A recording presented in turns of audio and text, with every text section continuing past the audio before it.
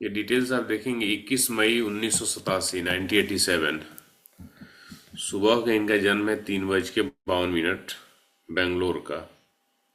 ठीक है, एक मिनट देख लेता हूँ, 3:52 ही है शायद,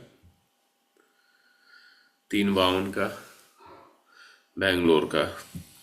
ठीक है, इन्होंने मुझसे कंसल्टेशन लिया था 6 मार्च 2024 को।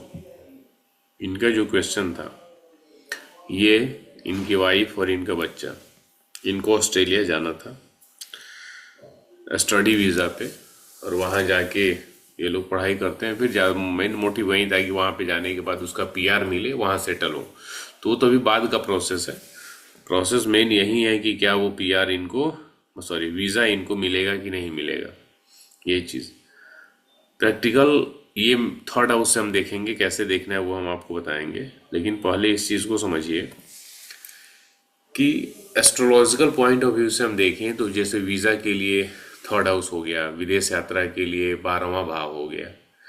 लेकिन आपको भी पता है कि बहुत से ऐसे देश हैं इंडिया के लिए, 50 या 60 के करीब देश हैं, जो आप सोचे और 1 घंटे में प्लान बना के आप निकल गए, वीज़ा भी नहीं लेना है, वीज़ा फ्री है। कई कंट्रीज ऐसी हैं जो वीज़ा ऑन अराइवल हैं, आप वहाँ गए, उस देश में लैंड किया और वहीं का वीज़ा मिल जाएगा। ठीक है, लेकिन बहुत से ऐसे भी देश हैं जहाँ के लिए वीज़ा बहुत ही टफ प्रोसेस है।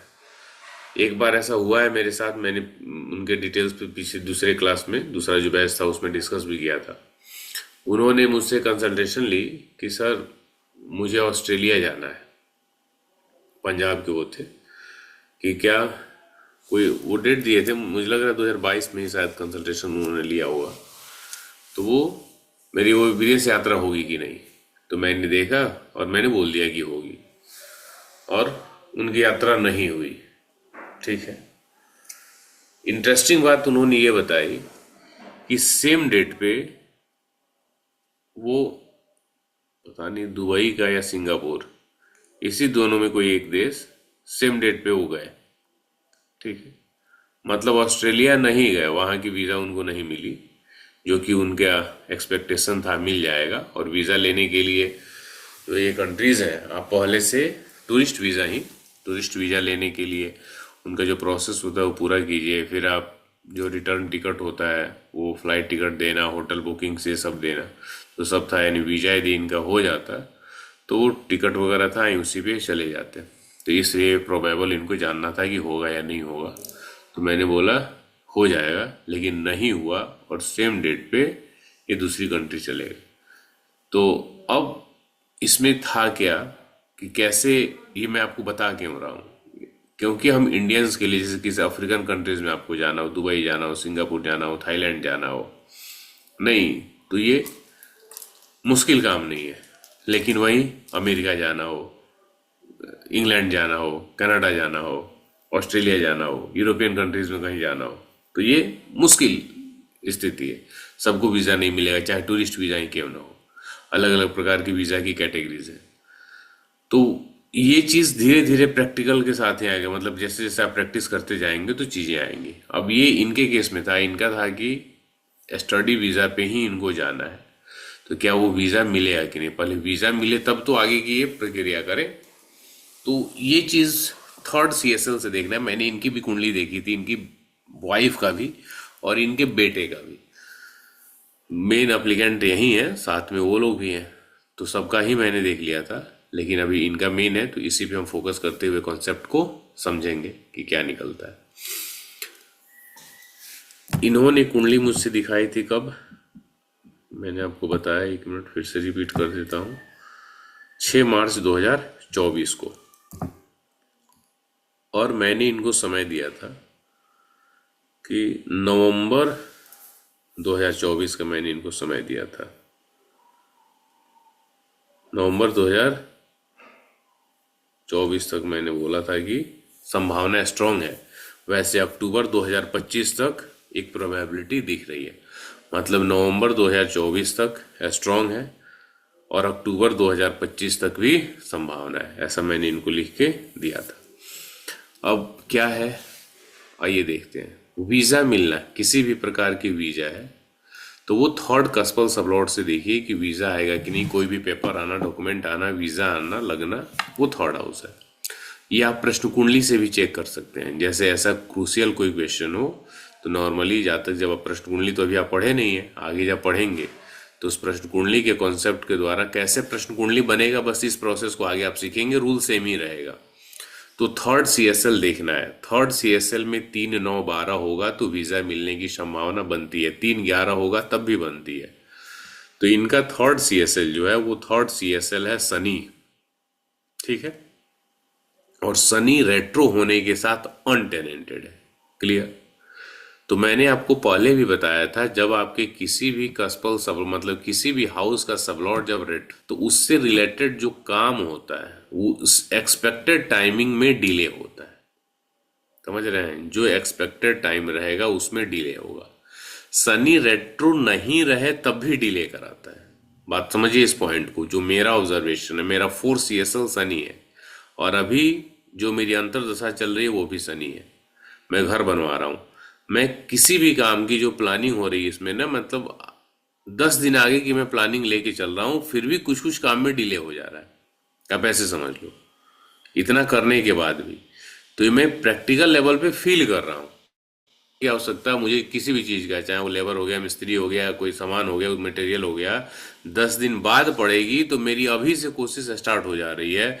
फिर भी उस 10वें दिन कुछ सामान ऐसे हैं जो नहीं मिल पा रहे हैं, फिर 1, 2 दिन लेट हो जा रहा है। ठीक। और इसमें तो शनि रेट्रो ही है। तो थर्ड सीएसएल से रिलेटेड कोई भी इनका काम होगा, किसी भी प्रकार के डॉक्यूमेंटेशन का होगा तो उसमें डिले कराएगा। शनि डिले का कारक है और रेट्रो है तो और ज्यादा डिले हो जाएगा। ठीक है। शनि थर्ड कस्पल सबलॉर्ड इनका बना हुआ है तो थर्ड का रिजल्ट देगा। तो शनि में 3 नंबर जोड़ दीजिए तो 3 और 11 आ गया, यहाँ 12 नंबर भी आ गया, तो इनको मिले। इसके साथ साथ 8वां नंबर भी है तो 8th हाउस है, तो ये प्रॉब्लम क्रिएटर 8 और 12 भी इसमें आ रहे हैं तो डिले भी होगा और प्रॉब्लम्स भी होगा। यानी इतनी आसानी से मिलना नहीं है, मतलब वीजा मिलेगा लेकिन वो जो मिलने की प्रक्रिया रहेगी वो काफी कठिन है। और ऐसे भी देश भी काफी टफ चुन रहे हैं, ऑस्ट्रेलिया का, तो ये चीज है। अब यस या नो में सिंपल पहुंचा जाए कि क्या कंक्लूजन निकलता है, वीजा मिलेगा या नहीं, तो हाँ मिलेगा। क्लियर। यहां तक क्लियर हो गया। क्योंकि शनि अनटेनेंटेड होके थर्ड कस्पल सबलॉर्ड बना हुआ है तो वीजा इनको मिलेगा। विदेश यात्रा भी होगी, दूरी भी, लौट घर से दूर होना, घूमना, उसको भी रिप्रेजेंट करता है। और 12 नंबर तो है ही, तो अननोन प्लेसेस का, दूर जगह का जहां आप नहीं गए हैं तो उसको दिखाता है। क्लियर है। अभी दशा को जब हम देखें तो इनकी दशा चल रही है शनि की। शनि की दशा है 2028 तक और अंतरदशा जो देखें वो है राहु की, जो है 15/10/2025 तक।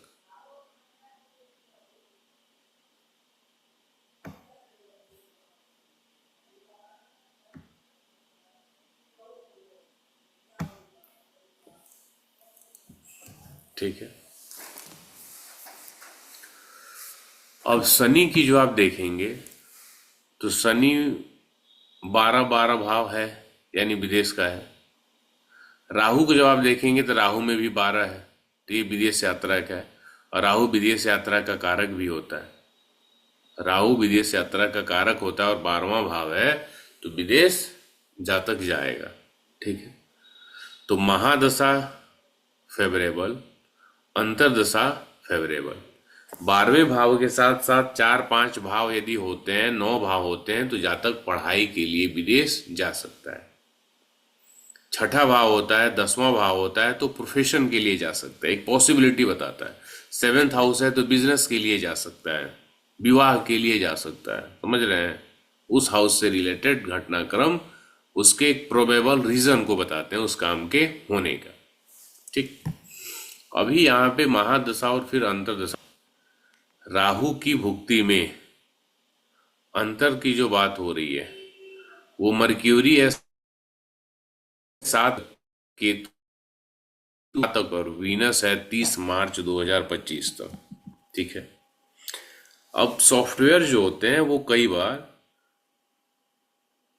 समय का जो अंतर है, मतलब टाइमिंग, उसमें कुछ कुछ सॉफ्टवेयर आगे पीछे टाइम को बता देते हैं, 10 दिन, 15 दिन, 1 महीना, ऐसे समय को बता देते हैं।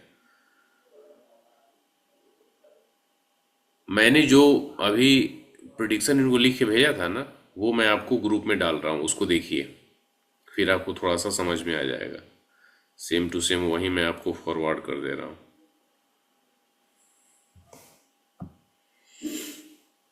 नीचे केपी एस्ट्रोलॉजी वाला सेगमेंट मैंने पॉइंट लिखा हुआ है, उस केपी एस्ट्रोलॉजी वाले पॉइंट को पढ़ेंगे। क्योंकि ऊपर मैंने नाड़ी एस्ट्रोलॉजी का भी लिखा हुआ है, तो नाड़ी का छोड़ दीजिए, नीचे केपी में मैंने लिखा है वर्तमान में आपकी शनि की महादशा और राहु की अंतर्दशा चल रही है।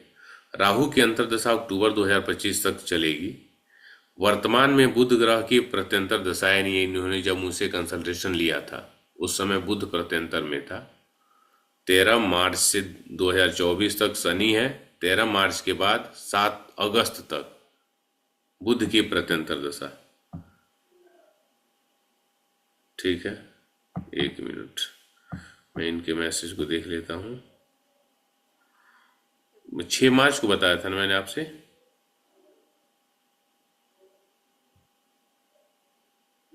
एक मिनट निकाल लो।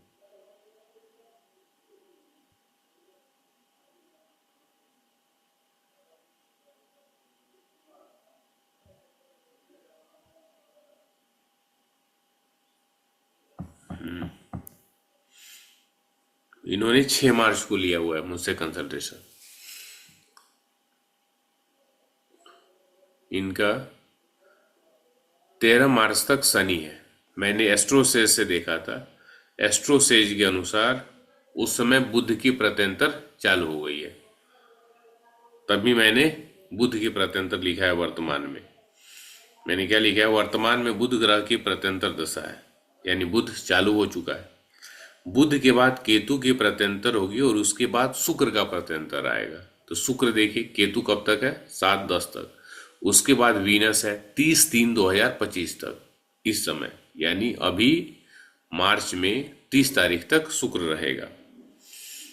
शुक्र ग्रह इस समय के रूलिंग प्लेनेट में मौजूद है। साथ ही साथ नौकरी के लिए, विदेश यात्रा के लिए आवश्यक भाव 3-9-12 का भी रिजल्ट मिल रहा है, +6-10 भी है। तो मेरे अनुसार शुक्र की प्रत्यंतर दशा में संभावना बन रही है। जो मैंने मैसेज आपको फॉरवर्ड किया है उसमें आप देखेंगे। इनका फीडबैक आता है 22 फरवरी को। Hi sir, good morning, I got my visa yesterday. ये भी मैं आपको भेज देता हूँ।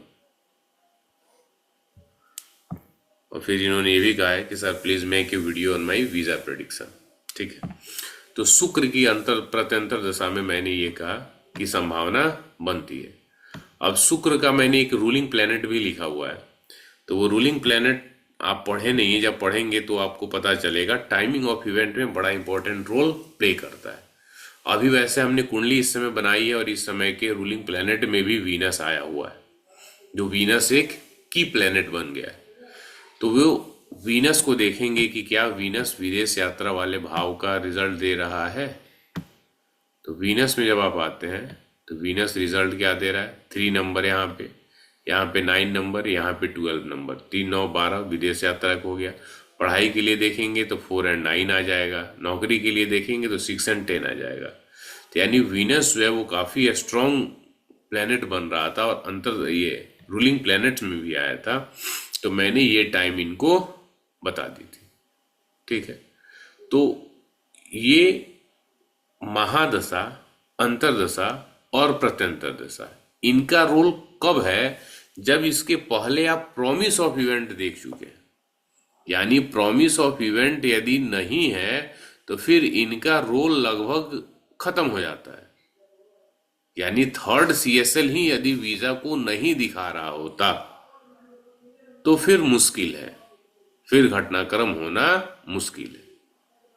तो जो विदेश यात्रा होना है तो वीजा लेना एक प्रक्रिया है, तो उसको हम थर्ड सीएसएल से देखेंगे। थर्ड सीएसएल घर से दूर होना, यानी थर्ड हाउस, घर से दूर होना, ट्रैवलिंग होना, किसी भी प्रकार का पेपर डॉक्यूमेंटेशन होना, वीजा मिलना, तो इन सब को बताता है। कोई दिक्कत है इसमें तो बताइए। सर एक बात क्लियर नहीं हो रही यहाँ पर। हाँ। जैसे आपने बोला शनि में राहु की अंतर्दशा है, हम्म। तो ये राहु का जो स्टार लॉर्ड है वो 2 और 4 दे रहा है, मरकरी। हाँ, और उधर भी मरकरी है, तो इनको जब 2 नंबर आ रहा है तो 3 को नेगेट करेगा, तो वीजा को तो डिनाई कर रहा है। इस हिसाब से देखेंगे तो यहाँ पे 4 नंबर है जो पांचवे का डिनाई करेगा, कोई ना कोई हर एक भाव एक अपने से पीछे वाले को डिनाई करेगा या कोई भी भाव आया रहेगा। तो 2 नंबर है तो ये 3 को करेगा, 4 है तो 5 को करेगा, 12 है तो 1 को करेगा। तो हमें क्या करेगा उसके भी प्रॉब्लम्स होंगे। कोई भी हाउस किसी के भी रिजल्ट को नॉर्मली खत्म नहीं करता। जैसे 7 CSL में आपने पढ़ा, विवाह होने वाले भाव सातवां और विवाह के लिए प्रॉब्लमेटिक हाउस छठा दोनों रहेगा तो डिवोर्स होता है। तो सातवें के कारण विवाह होता है और छठे के कारण डिवोर्स होता है। ऐसा थोड़ी है कि सातवें का निगेशन छठा आ जाएगा तो विवाह नहीं होगा। समझ रहे हैं? जो हाउसेस हैं दोनों के रिजल्ट में 5 और 6 दोनों भाव हैं, तो पांचवा भाव छठे का निगेशन है। तो ऐसा थोड़ी होता है कि मतलब छठे का निगेशन पांचवा आ गया तो आदमी कभी बीमारी नहीं होगा। सिर्फ 5 रहेगा, 6 नंबर नहीं रहेगा, तो बीमार होने की संभावना कम हो जाती है। 5 और 6 रहेगा तो दोनों हो जाता है। अब इनमें राहु की अंतर्दशा है, इसमें 12 नंबर विदेश यात्रा का हो गया। चौथा भाव स्टडी वीजा इनका पर्पस ही था। तो जब पढ़ना है तो चौथा भाव आएगा कि नहीं आएगा? हम्म। पढ़ाई है तो 4 भाव 5 9 ये पढ़ाई वाले भाव हैं। तो पढ़ाई वाले भाव हैं तो ये तो होना है, पर्पस तो रहेगा ना। Yes sir. तो ये पर्पस के लिए यानी उस हाउस से जुड़ा हुआ है। अब बात आगे आपकी ये होती है कि क्या इनको पीआर मिलेगा कि नहीं। ये यदि पॉइंट होता तो राहु की अंतर्दशा में मिलना मुश्किल है। पीआर से मतलब ये हुआ वहां का परमानेंट रेसिडेंस यानी नागरिक सिटीजन बनने की तरफ एक कदम बढ़ जाता है। तो वो चीज इसमें हम देखेंगे। तो शनि जो महादशा है उसमें भी 4 नंबर है। तो जो अपना मदरलैंड है आपका वहां से जुड़ाव रहेगा, तो ये कनेक्शन कटना मुश्किल है। तो मुझे लग रहा है पीआर मिलना बड़ा टफ काम है, उसकी संभावना बहुत कम हो जाती है। मतलब ये विदेश पढ़ने के लिए जा रहे हैं तो उस एक्टिविटी के लिए चौथा भाव है। लेकिन यह विदेश सेटलमेंट के लिए इनका दिमाग है, तो उस दशा में चौथा भाव नहीं होना चाहिए, स्टार या सबलॉर्ड स्तर पे नहीं होना चाहिए, तो ही संभावना बनती है। तो उसमें प्रॉब्लम आएगी। ऐसा नहीं है कि 4 है तो आप विदेश नहीं जाएंगे। आदमी विदेश जाता आता नहीं है, आना जाना लगा नहीं रहता है। घूमने जाते हैं तो आते हैं। तो थर्ड हाउस के कारण, नाइन्थ के कारण, 12th के कारण यात्रा होगा, फोर्थ हाउस के कारण घर पे रहेंगे, आएंगे, घर से जुड़ाव रहेगा, कनेक्शन रहेगा। क्लियर हुआ? Third yes sir. हाउस सिर्फ विदेश यात्रा को ही मत देखिए, किसी भी प्रकार की यात्रा है तो थर्ड हाउस है। तो इस स्थिति में यदि आपका ये सिंपल सा कॉन्सेप्ट ये है कि जो सेकंड है वो थर्ड को निगेट करता है, तो इसका मतलब कि आदमी नहीं घूमता है, नहीं घूमेगा, जाएगा नहीं, होता है। लेकिन अब सेकंड के कारण परिवार है, फैमिली है, तो उससे जुड़ाव, उससे कनेक्शन थोड़ा सा ज्यादा लगा रहेगा। ये चीज है। और बाकी अल्टीमेट देखिए ये चीजें हो गई हैं, इनको वो वीजा मिल गया है। तो अल्टीमेट प्रैक्टिकल पे हम क्यों फोकस करते हैं? चीजें कई बार जैसे जो वो घटनाक्रम यानी फीडबैक हमें नहीं मिला है, हम कोई फ्यूचर के लिए प्रिडिक्शन कर रहे हैं, तो हमें तो नहीं पता। लेकिन जब फीडबैक क्लाइंट का आता है, जब हम वो रिजल्ट देखते हैं चाहे अपने साथ या क्लाइंट के साथ, तो वो आपके एक्सपीरियंस को बढ़ाता है ना, वही चीज बताता है। एक केस में ऐसा हो गया तो धीरे धीरे अगली ऐसी कोई भी केस आएगी जो इससे जुड़ा हुआ मिलता जुलता रहेगा। तो ये तो हमें रिमाइंड कराएगा ना कि इसके बाद भी जैसे चौथा भाव या सेकंड हाउस है अंतर्दशा में या दशा में, फिर भी पढ़ाई के लिए वीजा मिल गया, आदमी गया। क्लियर है? कोई दिक्कत है तो बताइए।